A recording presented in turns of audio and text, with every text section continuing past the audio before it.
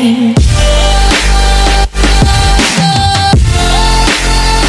वालेकुम दोस्तों, welcome to another video. कैसे आप लोग, उम्मीद है खैरियत से होंगे। मैं हूं असद और एक बार फिर आपकी खिदमत में हाजिर हूं। जैसा कि हमने कल द कोहिस्तानी चैनल की वीडियो जंगे यरमूक के पार्ट 1 के ऊपर रिएक्शन किया था, तो आज हम उसके पार्ट 2 के ऊपर रिएक्शन करने वाले हैं। तो चलिए वीडियो को स्टार्ट करते हैं। वीडियो को एंड तक जरूर देखिएगा और अगर आपने चैनल को अभी तक सब्सक्राइब नहीं किया हुआ, सब्सक्राइब जरूर कर दे और घंटी के बटन को भी दबा दे। तो ये डील सिर्फ एक बहाना था जिसका खालिद बिन वलीद को पहले ही अंदाजा हो चुका था। तो उन्होंने सीधा एक लेटर हजरत उमर रज़ियल्लाहु तआला अन्हु की तरफ भेजा कि यहाँ पे ये सब कुछ चल रहा है। तो हजरत उमर रज़ियल्लाहु तआला अन्हु ने पर्शियन एम्पायर में मुसलमानों की फौज की तरफ ऑर्डर्स भेजे कि किसी भी हाल में पर्शियन एम्पायर के साथ जंग मत करो, बल्कि उनके साथ निगोशिएशन स्टार्ट करो कि हम आपसे और जंग नहीं करना चाहते और हम अपने इलाकों में वापस जा रहे हैं, ताकि इससे पर्शियन एम्पायर की फौज स्लो हो जाए। And it worked. पर्शियन बादशाह ये सुनकर बहुत ही खुश हुआ और मुसलमानों से इन निगोशिएशंस में उनका बहुत टाइम वेस्ट होने लगा। तो इस तरह हजरत उमर रज़ियल्लाहु तआला अन्हु ने जबरदस्त प्लानिंग से पर्शियन एम्पायर से जंग का खतरा थोड़ा डिले कर दिया। नाउ रोमन फौज यरमूक में अब भी पर्शियन फौज का इंतजार ही कर रही, लेकिन अचानक उन्होंने देखा कि मदीना से एक नई फौज ने आकर मुसलमानों की फौज को ज्वाइन कर लिया। ये वही 6000 की फौज थी जो हजरत उमर रज़ियल्लाहु तआला अन्हु ने भेजी थी। लेकिन इस फौज को ऑर्डर्स दिए गए कि तुम सारों ने एक साथ यरमूक के मैदान में दाखिल नहीं होना, बल्कि हर दिन छोटे छोटे ग्रुप्स 500 या 1000 लोगों ने इस मैदान में दाखिल होना है। जिससे बहुत बड़ा फायदा है कि हर दिन रोमन एम्पायर सुबह उठती है और देखती है कि सामने एक नई फौज आकर मुसलमानों के साथ मिल जाती। तो आखिर रोमन जनरल वाहान ने सोचा कि अगर ऐसा ही चलता ना तो मुसलमानों को हराना बहुत ही मुश्किल हो जाएगा। तो आखिर एक दिन फाइनली ऑलमोस्ट एक महीने के बाद रोमन एम्पायर की फौज अपने कैंप्स को छोड़कर आगे बढ़ने लगी और बिल्कुल मुसलमानों के सामने आकर खड़ी हो गई। ये देखकर मुसलमानों ने भी अपनी सफेद सीधी की और दोनों फौजें जंग के लिए तैयार हो गई। इस एनिमेशन को देखें, ये जंग उस जमाने में एग्जैक्टली इसी तरह लग रही होगी, क्योंकि ये है मुसलमानों की 30,000 की फौज और इनके सामने ये खड़ी है रोमन एम्पायर की 2 लाख की फौज। इतना बड़ा डिफरेंस। बहुत ज्यादा। आजकल के कुछ मॉडर्न हिस्टोरियंस रोमन एम्पायर की इस फौज को 2 लाख से कम 1 लाख के अराउंड कहती है, लेकिन इस्लामिक सोर्सेज में इसे 1.5 लाख से 2,40,000 के दरमियान बताया गया है। So let's just take 2 lakh. Abu Ubaida ने अपनी फौज को ऑर्गेनाइज किया और अपनी फौज के पीछे अपने 4 मेन जनरल्स खड़े किए, आमिर बिन आस, शुराहबील, खालिद और Yazid bin Abi Sufiyan.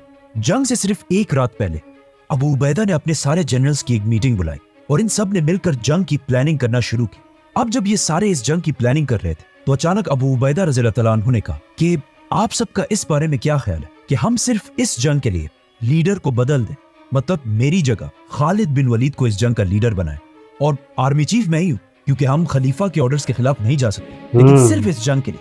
What do you think? इस पर सारे जनरल्स ने कहा कि ये क्या बात कही आपने, ये तो हम सब भी सोच रहे थे और जंग का असल मजा तो अब आएगा, क्योंकि इन सब को पता था कि इस जंग में खालिद बिन वलीद जैसे दिमाग की बहुत सख्त जरूरत पड़ेगी। बिल्कुल। तो अगले दिन, मतलब जंग यरमूक के पहले दिन, अबू उबैदा इब्न जर्राह अपनी पोजीशन से नीचे आए और आम जनरल्स की रैंक्स में खड़े हो गए और खालिद बिन वलीद पीछे आकर दोबारा आर्मी चीफ की पोजीशन पर खड़े हो गए और जंग शुरू हुई। इस जंग में वो सारे ही बड़े सहाबा मौजूद थे जिनका नाम हम अहादीस और हिस्ट्री में बार बार सुनते रहते हैं। फॉर एग्जाम्पल अबू जर गफ्फारी, अबू हुरैरा, अब्दुल्ला बिन उमर, अबू अयूब अंसारी और 70 साल की उम्र में अम्मार बिन यासिर, जिनके माँ बाप इस्लाम के पहले शोहदा थे, ये सब इस जंग में मौजूद। बिल्कुल। और अबू बकर, उमर और उस्मान रज़ियल्लाहु तआला अन्हु के बेटे भी इस जंग में शामिल थे। जंग का पहला दिन 15 अगस्त साल 636 था, मतलब हजरत उमर रज़ियल्लाहु तआला अन्हु की खिलाफत को 2 साल हो चुके थे। रोमन फौज ने नंबर्स में ज्यादा होने की वजह से पहले मुसलमानों पर हमला कर दिया और बहुत देर तक लड़ाई हुई, लेकिन इस दिन दोनों फौजों को कोई खास नुकसान नहीं हुआ, क्योंकि दोनों ही फौजें एक दूसरे की ताकत और हिम्मत को टेस्ट कर रहे थे। और शाम होते ही दोनों फौजें अपनी अपनी पोजीशंस पर वापस चली गई। इस जंग में एक रोमन सोल्जर जॉर्ज भी शहीद हुआ, क्योंकि जंग से पहले ही जॉर्ज रोमन आर्मी को छोड़कर इस्लाम कबूल करके मुसलमानों के साथ शामिल हो गए और अपने इस्लाम के पहले शहीद हो गए। जंग के दूसरे दिन रोमन एम्पायर ने मुसलमानों को सरप्राइज करने के लिए फजर के नमाज के डायरेक्ट बाद मुसलमानों पर हमला कर दिया। बट खालिद बिन वलीद को इस सब का पहले ही अंदाजा था तो उनके पहुंचने से पहले मुसलमान जंग के लिए बिल्कुल रेडी खड़े थे। इस बार रोमन्स ने बिल्कुल जोर से हमला किया और आखिर थोड़ी जंग के बाद मुसलमानों की राइट साइड पर, जिसे आम्र बिन आस लीड कर रहे थे, इतना प्रेशर पड़ा कि वो आहिस्ता आहिस्ता मेन लाइन से पीछे हटने लगे और आखिर इतना पीछे तक आ गए कि बिल्कुल मुसलमानों के कैंप्स तक पहुंच गए, जहां मुसलमानों की औरतें और फैमिलीज मौजूद थी। क्योंकि मुसलमान पिछले 3 सालों से रोमन एम्पायर के अंदर रह रहे थे, तो इनके साथ इनकी फैमिलीज भी अरब को छोड़कर यहीं पर आबाद हो चुकी थी। जब इन औरतों ने देखा कि मुसलमान जंग से आहिस्ता आहिस्ता पीछे हट रहे, तो उन्होंने अपने कैंप्स के सामने बहुत सारे ऊंटों को लाइन में खड़ा करके ऑलमोस्ट एक दीवार बना दी और खुद तलवार उठाकर रोमन एम्पायर की फौज के सामने जंग में कूद पड़े, जो इससे पहले कभी भी नहीं हुआ था। और कुछ औरतें अपने कैंप से मुसलमान मर्दों पर पत्थर फेंकने लगी और कुछ ऐसे अशार पढ़ने लगी ताकि मुसलमान मर्दों को जंग से पीछे हटने में शर्म आए और वो आगे बढ़े। And it worked. मुसलमानों की फौज और पीछे हटने से रुक गई और अपनी जगह पर मजबूती से खड़ी हो गई। और उसी टाइम खालिद बिन वलीद अपनी फौज लेकर मुसलमानों की राइट साइड की हेल्प के लिए पहुंचे और फिर आम्र इब्न आस और खालिद रज़ियल्लाहु तआला अन्हु ने मिलकर रोमन एम्पायर की फौज को वापस धकेल दिए और वहीं पर वापस लेके आए जहां से जंग शुरू हुई। अब जब जंग दोबारा नॉर्मल हुई तो अचानक मुसलमानों की लेफ्ट साइड, जिसे यजीद बिन अबू सुफियान लीड कर रहे थे, और बर्दाश्त ना कर सकी और ये भी बिल्कुल उसी तरह आहिस्ता आहिस्ता अपने कैंप्स तक पहुंच गए, जहां एक बार फिर मुसलमान औरतों ने तलवार उठाकर रोमन एम्पायर के खिलाफ जंग में शामिल हो गए और बाकी औरतें फिर इन पर पत्थर फेंकने लगे और कुछ ऐसी पोएट्री करने लगे जिससे मुसलमानों का हौसला बढ़ सके। और कहा जाता है कि इन औरतों में से एक हिंदा भी थी, जिन्होंने जोर से एक पत्थर अबू सुफियान की तरफ फेंका और कहा कि अब जाकर अपने उन गुनाहों को साफ करो जो तुमने इस्लाम लाने से पहले किए थे। इस सब के बाद ये फौज भी अपनी जगह पर स्टेबल हो गई।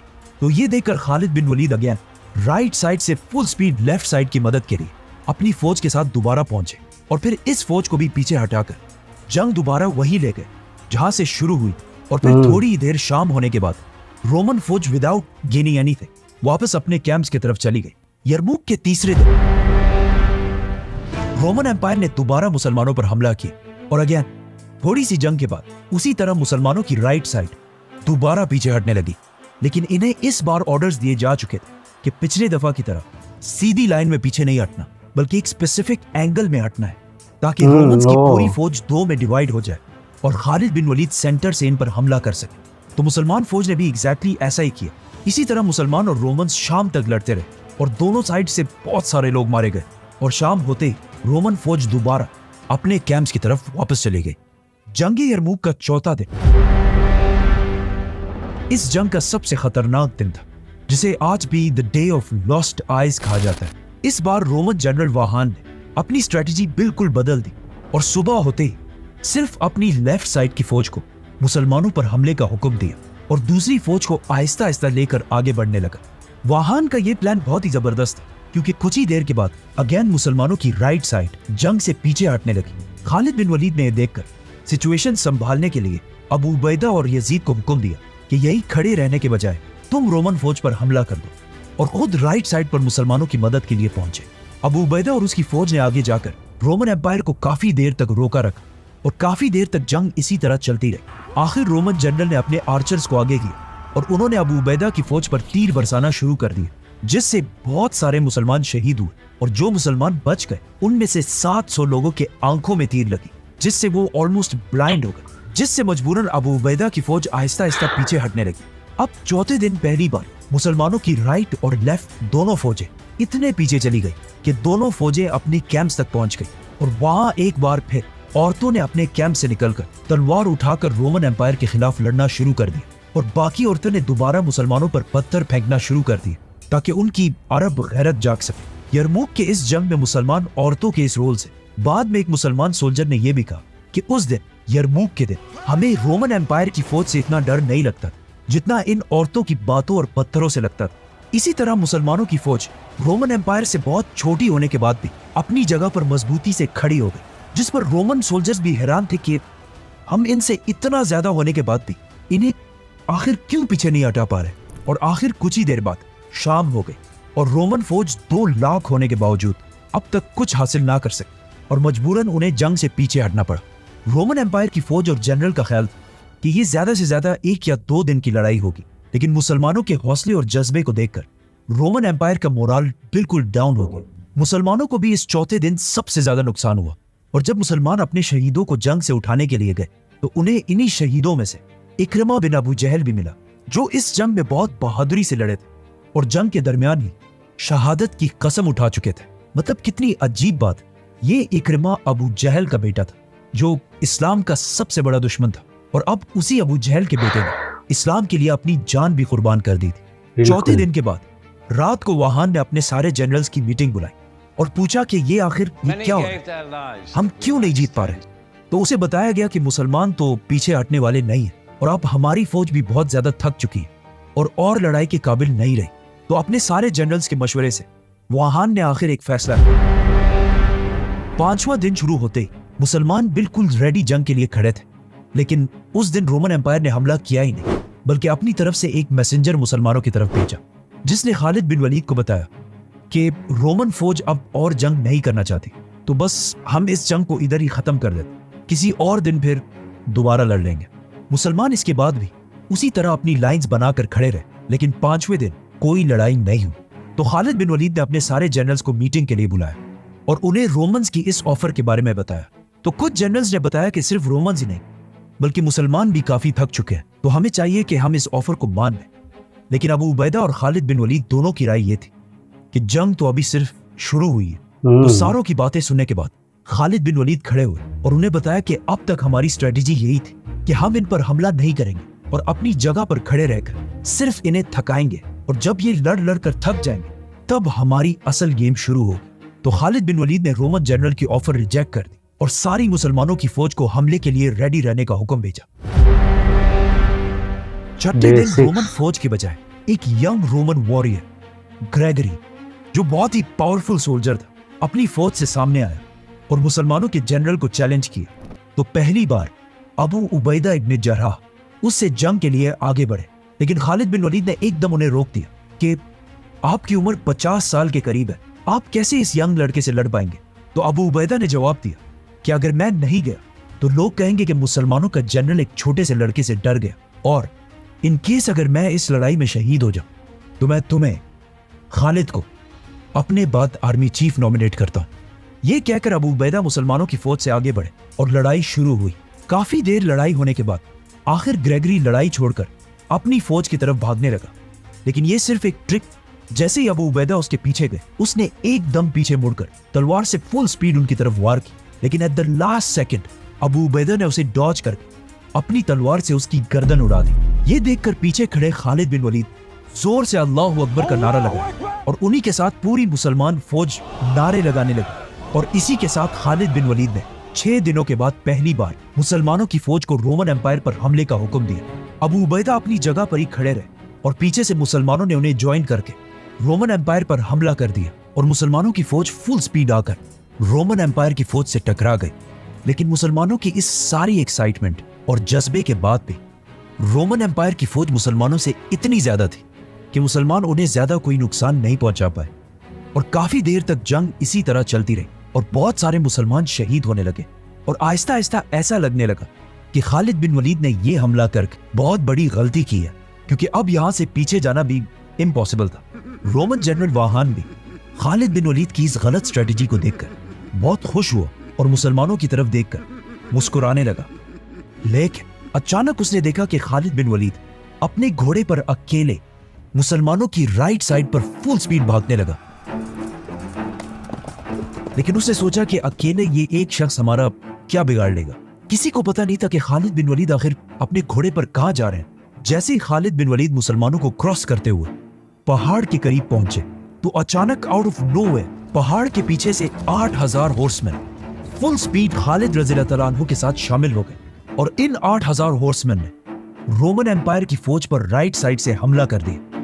अब इसका किसी को पता नहीं था। जंग से एक रात पहले ही खालिद बिन वलीद ने इन 8000 हॉर्समैन को इस पहाड़ के पीछे भेजा था और इन्हें ऑर्डर्स दिए थे कि जब तुम मुझे अपने घोड़े पर फुल स्पीड भागता हुआ देखो तो यही तुम्हारा हमला करने का सिग्नल है। ये 8000 हॉर्समैन बहुत तेजी से रोमन एम्पायर की फौज को क्रश करने लगे। ये देखकर रोमन एम्पायर की सारी फौज में खौफ फैल गया, जिससे रोमन एम्पायर की फौज आहिस्ता आहिस्ता जंग छोड़कर हर तरफ भागने लगी और मुसलमान इनका पीछा करने लगे।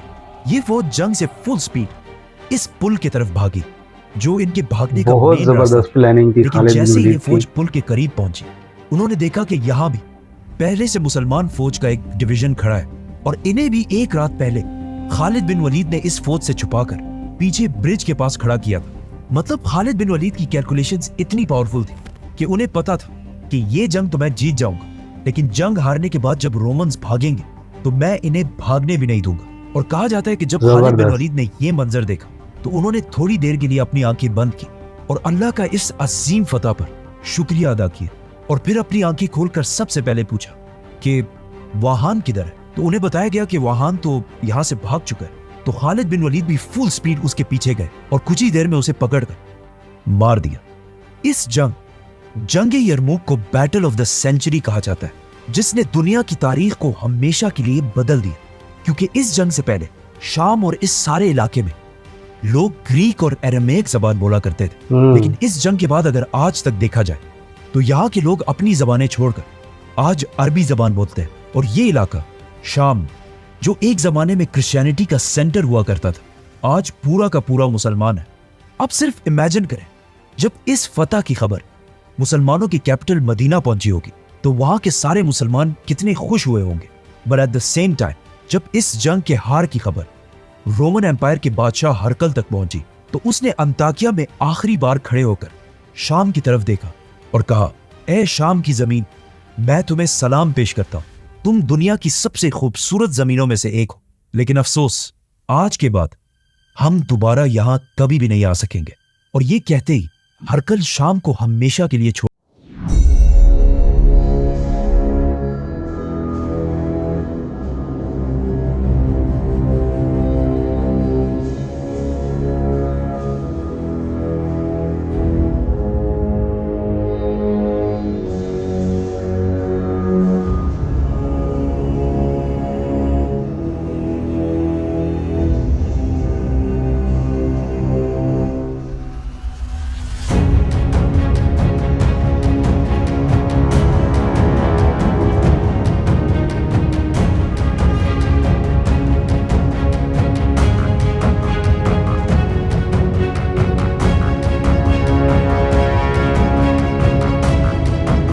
था जंगे यरमूक की वीडियो का पार्ट 2, जिसके अंदर इन्होंने बताया हजरत अबू उबैदा इब्न जर्रह ने मुसलमान लीडरों के मशवरे के साथ ऐलान किया कि मैं अपनी जगह हजरत खालिद बिन वलीद को नॉमिनेट करता हूं कि वो इस जंग को लीड करे। आर्मी चीफ मैं ही रहूंगा पर जंग को लीड वो ही करेंगे। और फिर हमने देखा कि कैसे हजरत खालिद बिन वलीद की ग्रेट प्लानिंग की वजह से ओमान अंपायर की इतनी बड़ी फौज को शिकस्त दी। ये जंग हिस्ट्री की सबसे बड़ी जंग थी और हजरत खालिद बिन वलीद इस्लाम के ग्रेटेस्ट जनरल में से एक हैं। उम्मीद है ये वीडियो भी आपको अच्छी लगी होगी। वीडियो को लाइक जरूर कीजिएगा, शेयर कीजिएगा और चैनल को सब्सक्राइब करना ना भूलिएगा। मुझे दें इजाजत, मिलते हैं एक और नई वीडियो के साथ। तब तक के लिए अपना ख्याल रखिएगा। अल्लाह हाफिज।